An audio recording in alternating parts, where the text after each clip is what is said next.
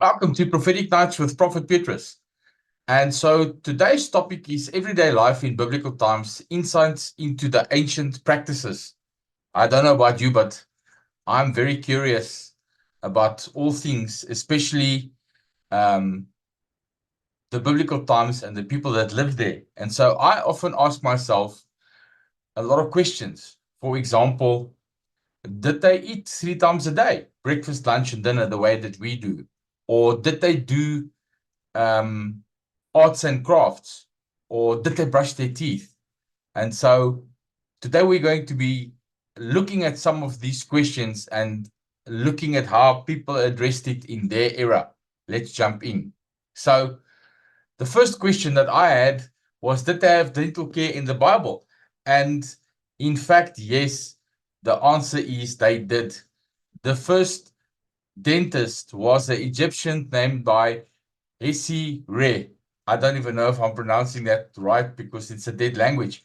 And they took care of toothaches, infections, and teeth and gum problems. They also even made prosthesis. So if your teeth were pulled out, they created false teeth for you, which they would bind together with gold wire and other implements. And so it's very interesting that even in biblical times, you'll find that dentists did exist. Quite interesting.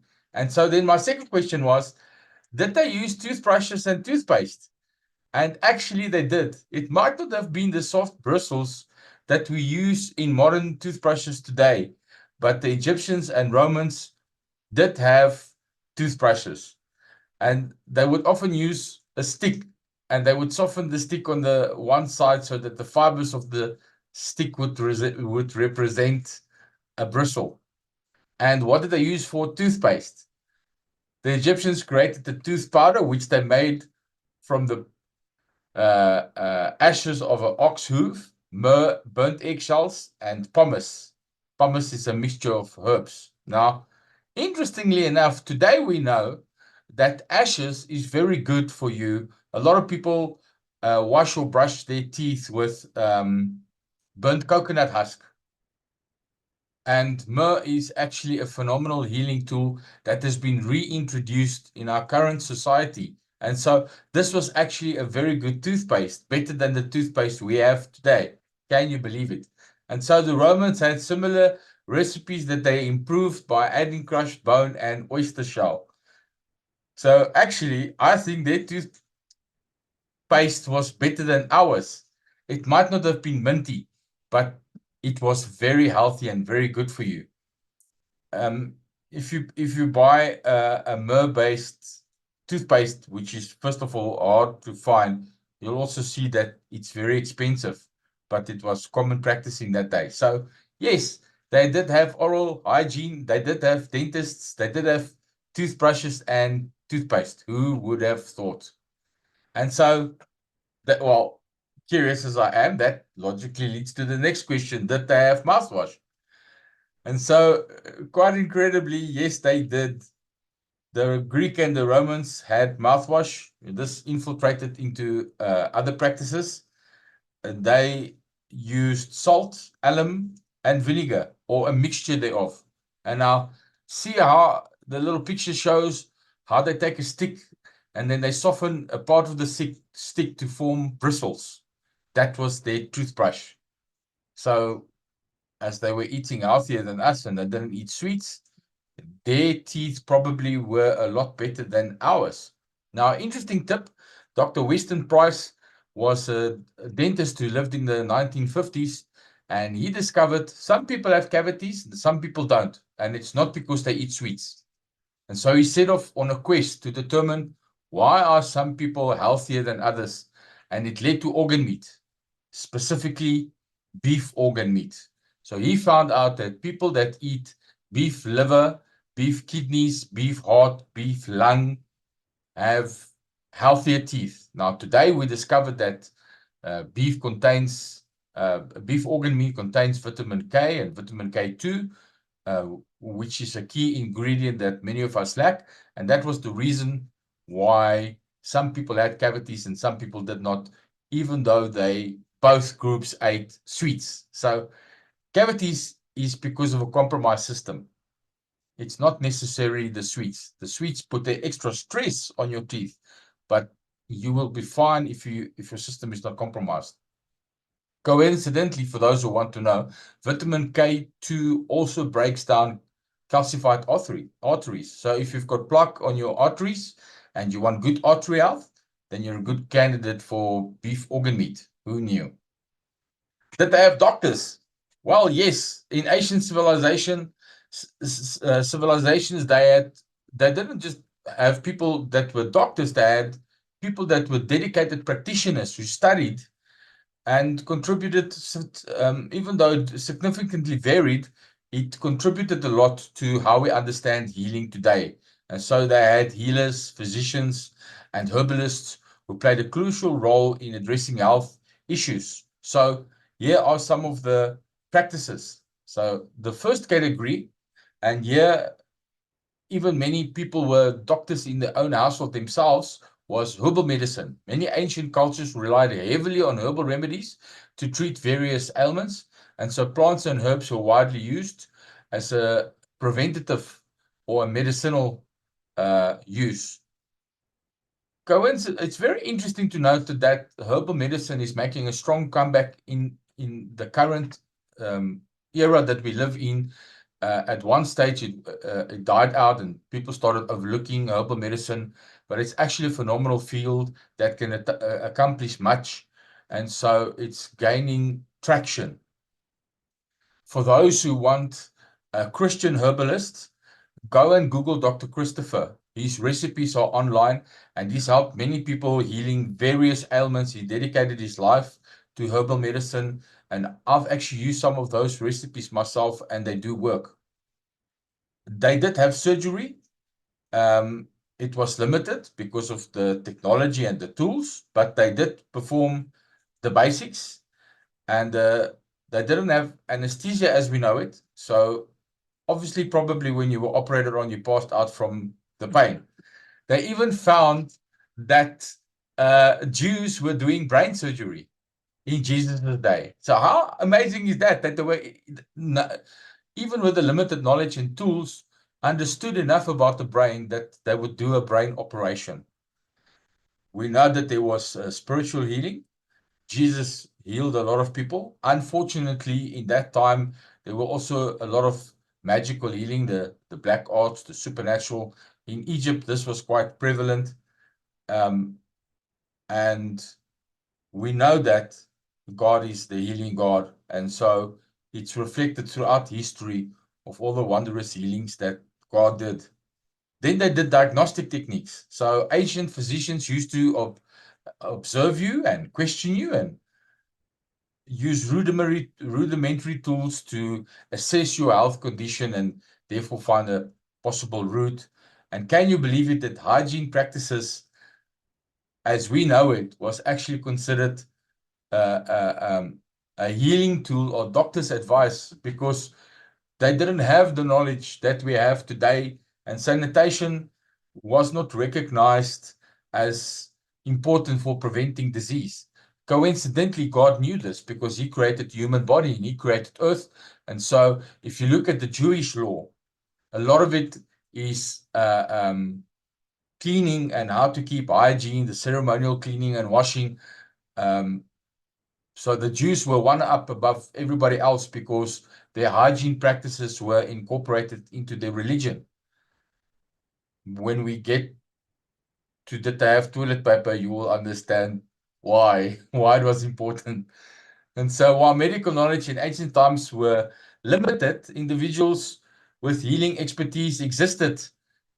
We know about Dr. Luke in the Bible, who wrote the book of Luke, and they played key roles in their community. So I wanted to know that they drink coffee in the Bible. Many people say coffee was discovered in the 1900s, but that's not true. The origins of coffee dates as far back as the 9th century, so that's 850 AD, and it tells the story of a goat herder, 𝗣𝗍𝗍 who observed friskiness in his flock after they consumed the local shrub, coffee berries. And so he experimented with that, and the rest is coffee history, or at least according to the legend. although there is oral tradition and archaeological findings to prove that it has some truth to it. Jesus, however, is estimated to have lived between 6 to 4 BC or 30 to 36 AD. So it predates this happy discovering. So it makes it unlikely that the lips of Jesus and the clay of mug of coffee ever met. Did they drink tea, however? We'll find out. So what warm beverages did they drink if they did not drink coffee? Well, unfortunately, water was the most common denominator because water was the only thing that was plentiful and common. And so most people drank mostly water. As much as 90% of everything that they drank was just water. People may have consumed it at various temperatures, including warm room temperature, because they didn't have refrigerators. So basically, in winter, you got to drink water and it was cold.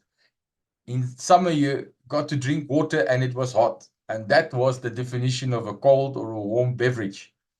But they did drink other things. We know warm milk because it's in Judges 4:19. So they did drink warm milk. And here's the interesting thing. The Chinese did not discover tea, and UK didn't spread it to the rest of the world, England, because it was already in the Bible. There are even biblical references or mentions of herbs and various plants, and they made infusions. So now we all know if you have a herbal infusion with water, you are basically drinking a tea. So tea did exist in the Bible and they did drink them. Then we have posca. Posca was a common Roman drink made from diluted vinegar with water. Sounds very tasty to me. And they sometimes added spices. So while it's not explicitly mentioned in the Bible, through archaeological findings and studying of the Mediterranean region, they found out that this was actually quite a popular drink. And some historians believe that posca led to the variation of mulled wine or spiced wine. So what is mulled wine or spiced wine?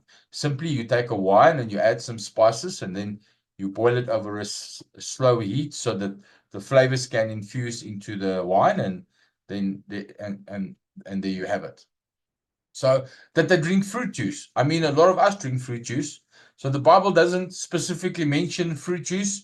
We do understand that they had alcoholic wine and non-alcoholic wine. So in other words, they did drink grape juice. And it is possible that they drank pomegranate juice, although there is no historical evidence for that, even though there was an abundance of fruit. I think the reason is because they didn't have a blender. But yes, so they did have juice. What was their favorite sweets or snacks of the time? So yes, we know that snacks were nuts and figs, but honey was commonly used to sweeten in ancient times, along with dates and figs. So how would you make a tasty snack? You would make bread and sweeten it with honey, or bread and sweeten it with dates or figs, and therefore turn it into a cookie, although they didn't know that it was a cookie back then. That's how you add a cookie. A cake. They did make desserts in ancient time using these ingredients. And so if you had a sweet tooth, you would stay close to a honey farm, or you would have your own honey farm. And it was healthy because it was all natural. So yes, for the sweetie tooths out there, you would have survived in biblical times, although you wouldn't have had it as often as what you're having it in today's society, I think. Did they eat cocoa or chocolate? Unfortunately not. Cocoa was discovered too late, so there's absolutely no variation or equivalent of cocoa in biblical times. So if you're a chocoholic, you would have been in trouble. It's native to America and it was only discovered much later. And so, no, there's no cocoa in the Bible. Did they play sports? Surprisingly, yes, quite a lot. In sports and physical activities were part of the ancient cultures, especially mentioned some of them in biblical times. The common ones are wrestling, running, and archery, but they would even have horse races and chariot races. And the Bible refers to physical contests and competitions, and historical writings also provide insight into athletic pursuits of different societies. There's mention that even gyms existed because they would train with heavy weights. Paul mentions this: I lay aside every heavy weight that I may run my race. So they would train. And sport often had a cultural, religious, or military significance. So there was javelin throwing and archery, things that you would do in the army, but they would do it for recreation.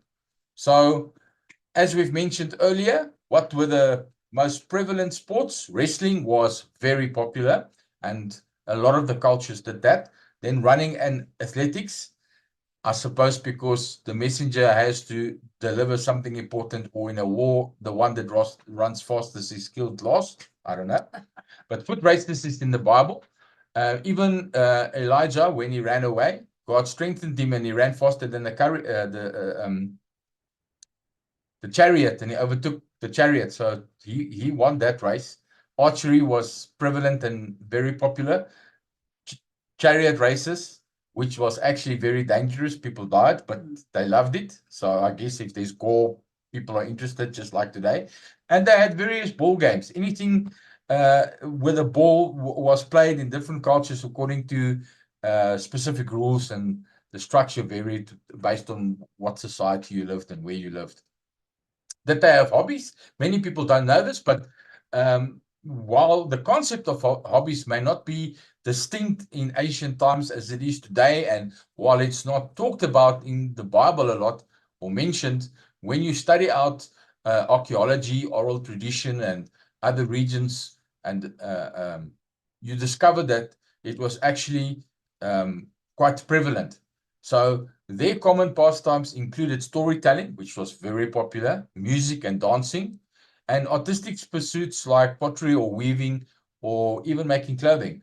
Leisure activities often reflected the cultural values and the interest of a common community.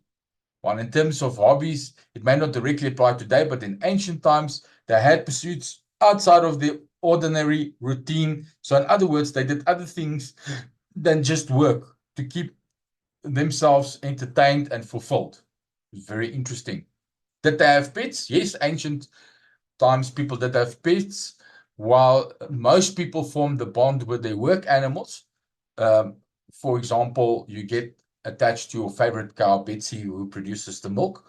There is evidence that dogs, cats, birds, and other animals were amongst those who were domesticated by ancient civilizations. We know that Egyptians had a love for cats. And while the Bible doesn't mention cats, we know that they were pets. And the Bible does mention birds and dogs. And so there were bonds formed between humans and animals as long as history dating back to ancient times. Did they have furniture? In biblical times, furniture was indeed part of a daily life, albeit simpler and less varied than what we have now. Now, in the society that we live, furniture has become an extension of status and comfort, but they did have functional furniture. So the furniture they had always had a purpose. For example, they had beds and couches. Now, what is fascinating, a bed would be a framework with a mat thrown over it, and it was normally low to the ground. So you would have a mat or a framework that you put a little bit straw on a mat, and that was your bed, and that was your couch. So they would sit very low on the floor. In the wealthier households, beds would be a little bit more elaborate, high off the ground, adorned with carvings and fine fabrics. Then they did have tables. Now, because beds were low to the ground, and couches and chairs were low to the ground, tables typically were low to the ground as well. Often, they would have a table but no seats. So people would sit on the floor around the table, which means that the table did have to be low on the ground. I mean, come on now, the table can't be 1 meter high and everybody's sitting on the floor. Nobody will be able to reach it. So most people had a table and they would sit directly on the floor or on a cushion on a mat around the table. So yes, they did have chairs, especially with a back, often reserved to people of higher status, normally a scribe that has to do a lot of writing, or elders in the community, like leaders. And stools were more common in average homes. What is a stool? A stool is a chair without a back. That was typical for the average house. That use chests to store their valuable items in, such as clothing, documents, and personal belongings. And that's basically the furniture that they had. So furniture in biblical times was functional instead of our society that also has furniture for the aesthetic appeal or the status symbol. And it was normally made of wood and stone and similar materials because it was practical and available and durable in those days. Did they buy and read books?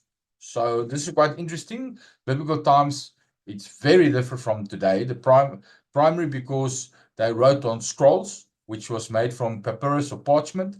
Parchment was often made from leather that they scraped until it was very thin.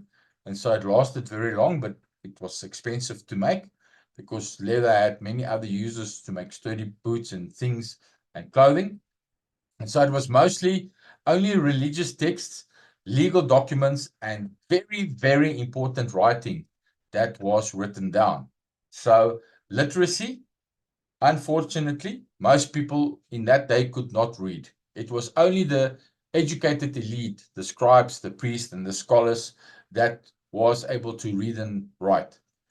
And scrolls were often expensive and labor-intensive to produce, so they weren't widely owned. Paper was not common, and so it was more commonly found in temples and synagogues in the hands of the wealthy or scholarly individuals.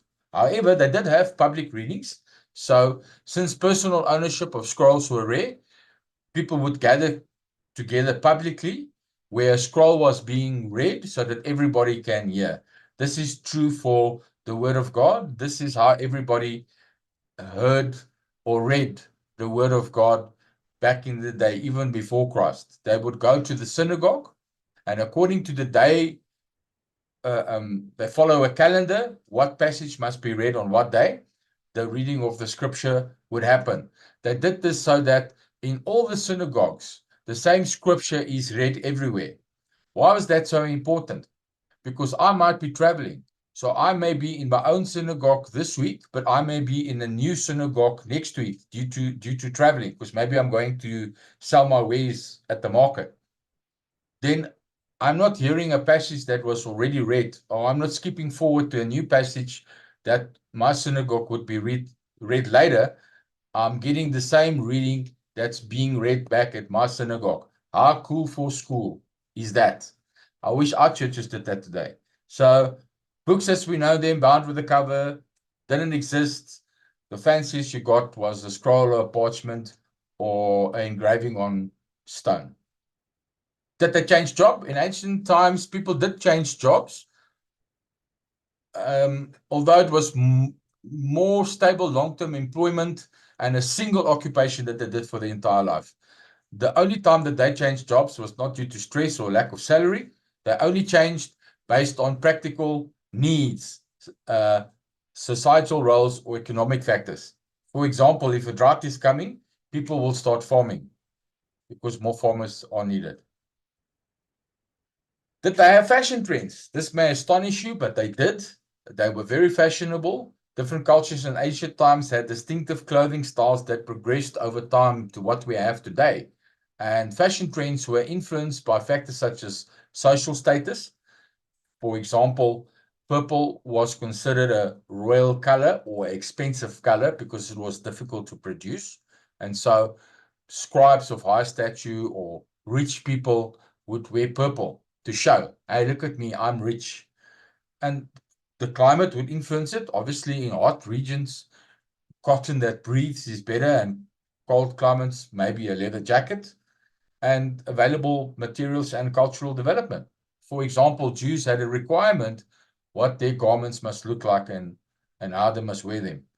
So while the pace of change might not have been as rapid in modern times, there were shifts in clothing and style as they traveled and got cross-pollinated with other customs and tastes according to the period and region. So yes, they did have fashion, but not the walk plank.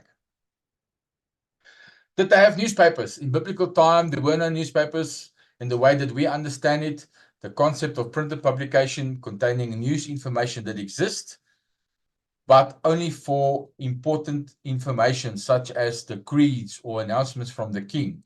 And so there were public announcements. Information was often shared through a public announcement in the marketplace or a temple and in other rural areas.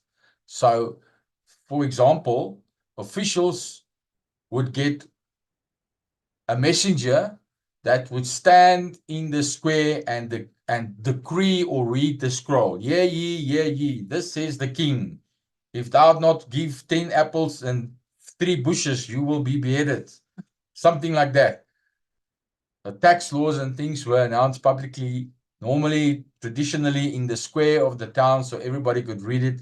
The person would repeat the job day after day as people traveling in and out would hear. They had written edicts and bulletins, so rulers and government officials might issue a written edict or rules, for example, the tax law, which would be posted in the square and be distributed by messengers to convey important news, such as laws, decrees, or news of significant events. Of course, they had oral tradition. So most of the news and the stories were passed orally. Storytelling was therefore an essential part of the culture, and news would spread through travelers, traders, and other communities. That's why oral tradition was such an interesting hobby. It wasn't gossip, it was the relaying of information. And it's due to that oral tradition that the Jews preserved, which is still in effect today, that we understand so much about Jesus' time and the era that he lived in.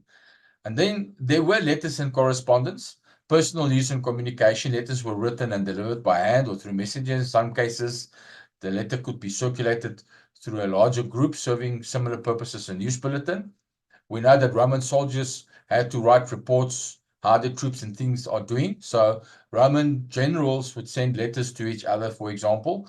But we see Paul writing a letter to the church and circulating it among the group, sharing his views, which later on became the 2/3 of the New Testament as we know it. So for those who don't know, Paul wrote 2/3 of the New Testament. Most of them were letters. And so while they did spread news in biblical times, it lacked the speed and the reach of modern newspapers. Make no mistake, information did travel and was spread in the community and across regions, even across continents. Did they eat 3 meals a day? In biblical time, the eating habits is significantly different. Most people did not typically eat 3 distinct meals a day. The one common denominator that most people have was the main meal, the primary meal, and it was normally eaten late afternoon or early evening, just before sunset. It was the most substantial meal of the day, and it was often the only full meal that many people would eat. So breakfast and lunch was optional, and 80% of the time, people didn't eat breakfast or lunch. 80%, but 100% of the time, people would eat the main meal.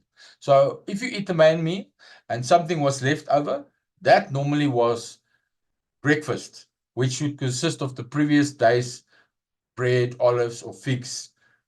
Whatever that doesn't go off and was spoiled was left over. But a formal meal for breakfast is not consistent. It's not found in the Bible. Then lunch wasn't a standard midday meal to how we eat today, and it normally was just a very small snack to keep you going, which included fruits, nuts, or bread, just to tie you over. But remember, 80% of the time, nobody ate breakfast or lunch. Then they had fasting and feasting. So religious observances played a significant role, especially with the Jews, in meal practices. Fasting was common in certain religious days, and feasting would occur during celebration of festivals. So God was very clever when he gave the Jews their calendar.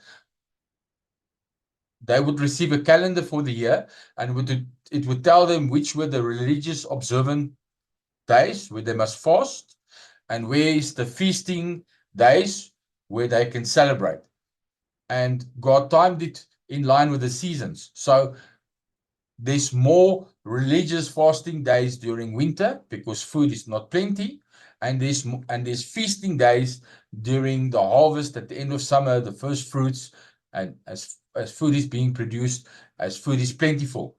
Just interesting that God times it that winter is fasting and summer is feasting because food is more plentiful. So the eating patterns in the Bible were influenced by factors such as social status, occupation, and religious observances. The availability of food and the agricultural calendar also played a role, as we said, to determine the frequency and the size. So people would eat less in winter and more in summer. They would also store nuts and grain and legumes and things like that. And the common denominator that everybody ate was bread, a lot of bread. Flat bread, unleavened bread, bread with yeast, you name it, bread, more bread, and bread and bread. Bread was what everyone ate. So how long was the working day? In ancient times, the length of a workday didn't comprise of 8 hours. In actual fact, they would normally work from sunrise to sunset. Yes, agricultural manual labor worked more than other people, but most of the people, whether you were a scribe or whatever you did, you would work from sunrise to sunset, depending on your area. There are some areas where there's only about 10 hours of daylight a day, and there are other areas where there's 14 to 16 hours of daylight a day, depending on where you lived. But the average is 12 hours. So how long was the average work day back then? The average work day was 12 hours. So how long did they sleep? Well, this is going to come as a shocker, but they slept when it was dark.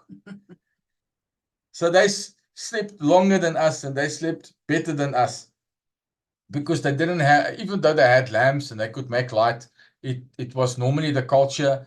You eat dinner just before sunset and you get ready for the next day, and then you go to bed when it's dark and you get up when it's light. And so their working pattern and sleeping pattern was definitely not the same as us. They basically slept when it was dark, just the way animals do. And so did they ever go on vacation or a holiday? Well, while they did not have a vacation or a holiday in the Bible, they had something similar in their culture, which were festivals and religious celebrations, which involved breaks from regular work to go to the temple and to go and feast and celebrate, especially the first fruits feast, or if they had to go to a wedding, the wedding was normally 7 days. And weddings would normally be planned not to occur in winter. It would normally occur in summer, when there was a plentiful harvest, a bounty, and everybody's doing well. And so no, nobody took a structured vacation or relaxation the way that we understand it, but they did have breaks from their day-to-day tasks in the form of weddings and festivals that they attended, where they would leave their home and go away for a little bit. How often did they bath, and did they have showers? Yes, bathing occurs in the Bible. The frequency of bathing is not the same as what we do. They would do full body bathing for special occasions, such as a religious feast, or to be considered clean after you were unclean for a healthy reason. So what did they do every day? They washed their hands and feet. That's what they did every way. And maybe have a bath on a weekend, or twice a month, or even once a month. So no, they did not bath every day. Shocker. And I think that is why God made it a religious law for them. If they want to go to the temple, they must be ceremonially clean. In other words, they have to have a bath where they wash their full body before they come into contact with other people. This prevented disease from spreading and instilled good hygiene practices. So God knew we needed to bath. They had public baths. We know that the Romans and the Greeks introduced it. Public baths were a significant part of social life. It showed your status. You can afford to pay to go and bath. So bathhouses provided a place for communal baths, often elaborate, figurative rooms with different temperature: cold bath, medium bath, hot bath, super hot bath. So you would first freeze yourself and then boil yourself and then freeze yourself. And men with men only and women with women with guards at the door, so the two didn't mix. It was taken very serious. They had ritual baths, which we already mentioned, the mikvah. In Jewish culture, the ritual bath known as mikvah is used for ceremonial purification. There were specific pools, often natural springs used for ritual immersion, and they had private baths. In private homes, bathing would typically involve wash with a basin and with water, as we said, hands and feet, but they would occasionally wash the full body. And the richer or more wealthier you were, you had elaborate arrangements, but the majority of the people used simple methods. And so there were showers, but it was not common. Bathing would be more often involve standing or sitting, using a cloth and water from a basin. In public baths, there were instances of having water poured over oneself, and very few examples of showers, but they did have them, but it was very, very scarce. Hygiene practices were largely influenced, as I said, by religious teachings, particularly in the Jewish culture, which cross-pollinated to other cultures. Primarily, God, that knew hygiene is important, made it law so that everybody complies. The frequency and methods of bathing differs greatly amongst cultures, and cleanliness and purification is still significant corners of ancient societies today. That they have toilet paper. Well, this is very interesting because toilet paper, as we know, did not exist in the Bible. However, they did have quite interesting methods for personal hygiene. Stones and pebbles. I don't know how this one works. I can't imagine it, and I will never ever try, but they would use small stones or pebbles because it was common and it was plentiful. And they would use that to clean up, although I don't know how that works. More practically, they would use leaves and plant material, leaves, grasses, or other soft materials that were available. The choice of leaves would depend on the availability for the area that they're in, provided that it's not harmful or irritating to the sting. Yes, looking at you, America, with your stinging nettles. I'm sure that was not not on the list. They would use water. Water was available for cleansing, and it's considered hygienic, and it's better than other methods. It's interesting to know that water is still being used in some restrooms in many parts of the world today. We know that Muslims have to use water when they wash, but it's not only the Muslims. In Japan, they have a toilet that sprays water afterwards, and we all know a bit and how that functions. And yes, water is very practical, very clean, very hygienic. Doesn't lead to waste. It's not toilet paper waste. Number 4 is not such a hot item. In some cases, especially among the wealthier and the more influential, I don't know if this was such a good thing. So if I was wealthy, I wouldn't go for this. They would use a small piece of cloth for cleaning, and they would wash this cloth for reuse. So no, if I was wealthy, I wouldn't do option 4. And then the elite, the closest to toilet roll to that day, is actually maybe the most grossest on the list. A sponge with a stick. In ancient Rome, a sponge was attached to the end of a stick, known as a tessorium or a celophongium, which was commonly used in public retreats, because they had public retreats. The sponge would be rinsed in water between uses. Ouch. So what did they typically eat? In ancient times, the diet was largely influenced by the geography and the climate and the social status. It was commonly based on the ingredients that were available. And so bread was the common denominator. The staple food of the day was barley or wheat. So bread was so central to that diet that it was sometimes used synonymously with food in general. That is why everybody said, give me something to eat, that you would be talking about bread.